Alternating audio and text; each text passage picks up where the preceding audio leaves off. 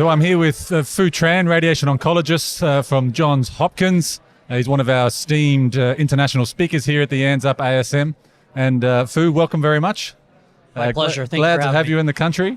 One of our sessions this morning touched on the topic of the oligometastatic state and how we might manage oligometastatic prostate cancer. And you yourself have done a trial in this space. Tell us about the Oriole trial, which you touched on today. Sure. Thank you again for having me, David, to this wonderful meeting.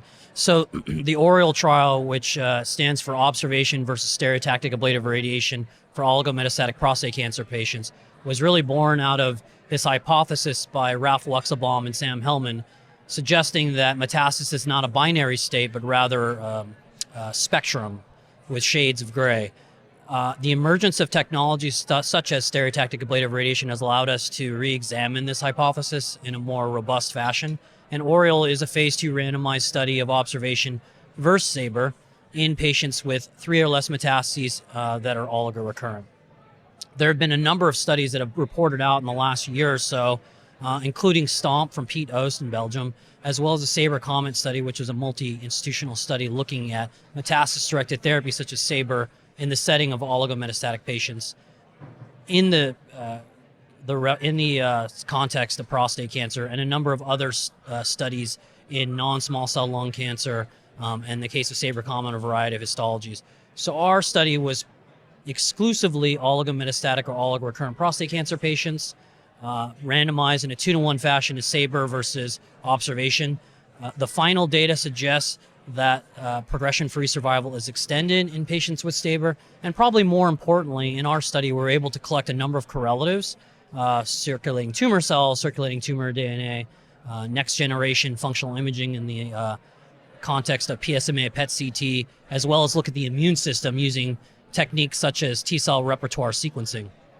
So, Phu, that's certainly what I found to be the most interesting. We obviously know that this is going to be a heterogeneous group. There's going to be some people who you could give metastasis-directed therapy to, and they'll be disease-free for many years, but then there's also going to be a cohort who will rapidly progress. So what's your group doing to try and tease that out? Sure. In collaboration with Max Dean, who's also a radiation oncologist at Stanford, he developed arguably the most sensitive circulating tumor DNA technique using next-gen sequencing approaches.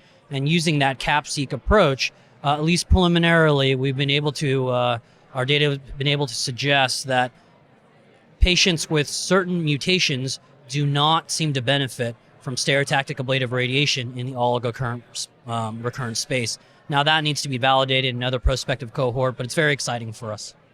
Now, one final question. You seem very adept at generating acronyms for your trial. So this first trial, Oriole, can you tell us a bit about that? Yeah. For those who aren't familiar with the American sports infrastructure, one of the American sports pastimes is baseball, and at least Johns Hopkins is located in the America's greatest city, Baltimore.